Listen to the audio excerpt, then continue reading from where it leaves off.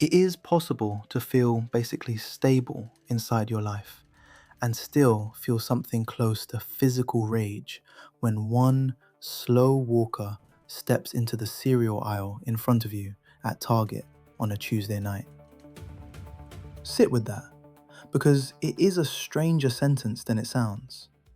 You are not in a hurry, you're not late, you're in a Target. There is no emergency that requires you to reach the granola bars in under 90 seconds.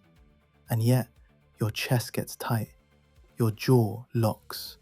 You start performing the small choreography of the trapped, scanning the aisle for an opening, calculating whether you can pivot the cart around without saying, "Excuse me," in that tight voice you don't actually like the sound of. If this happens to you, the popular frame for it is, "I'm impatient," or "I'm a type A," or if you've spent any time online recently, maybe "I have ADHD." I find all three a little too quick. Actually, more than a little too quick. The longer I watch this in people, the more I think the framing is missing the whole shape of it. Here's where I keep landing on it. The friction you feel behind a slow walker is almost never about the slow walker. It is about a quiet mismatch between the speed your inner life is moving at right now and the speed the rest of the world has agreed to move at. Stay with me, because I think this matters more than the impatience conversation does. Most people, if you ask them why they walk fast, will say to get there faster. That's the surface answer. But ask the same person what happens on a Sunday afternoon when they have nowhere to be, when there is no destination, and many of them still walk faster than the friend they're with, faster than the day is asking for. They walk fast because something in them was already moving fast before the walk started, and the walk is trying to catch up. Picture an ordinary Wednesday. You wake up and your mind is already running. You're 3 steps ahead of an email that hasn't come yet. You're rehearsing a small conversation that hasn't happened. You're solving a problem somebody mentioned to you 4 days ago. You're scanning for the next thing before the current thing has arrived. By 11 a.m., your inside is moving at the pace of a search engine that will not shut off. By the time you walk into Target at 8:47 p.m., your inside is still moving like that. The slow walker in the aisle isn't actually slow. The slow walker is moving at the pace of a person who is just buying cereal.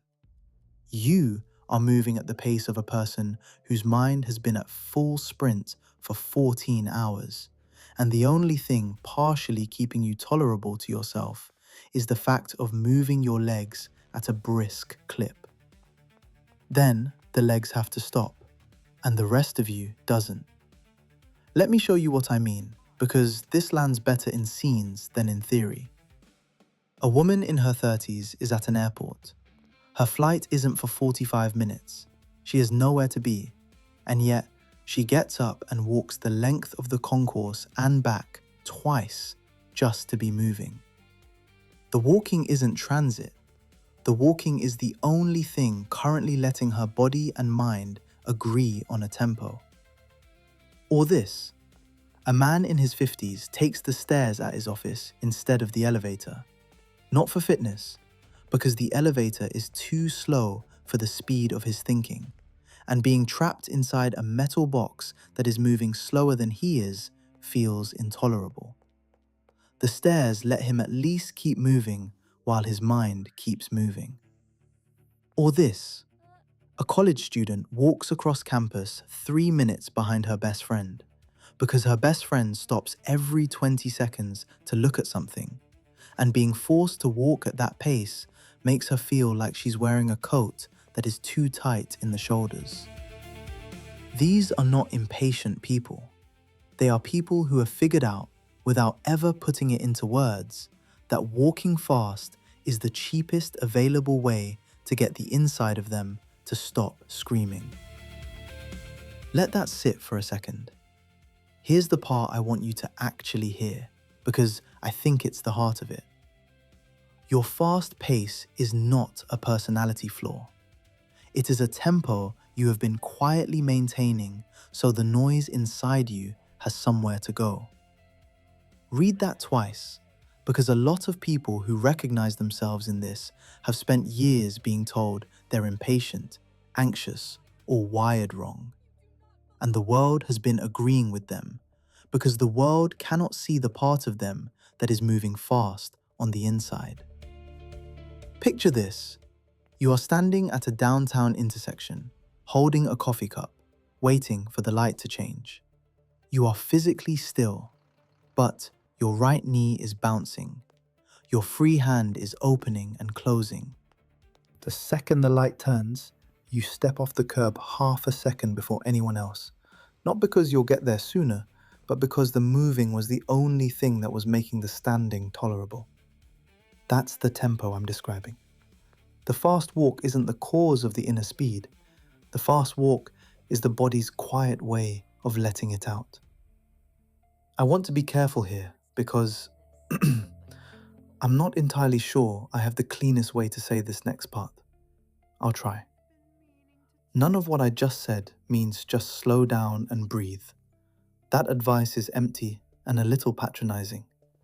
If your inside is moving at 100 miles an hour, sitting still doesn't quiet it. Sitting still amplifies it. The brisk pace is doing real work for you.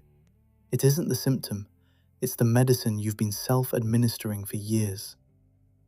But I want to name the cost, because there's a real one, and almost no one in your life is going to.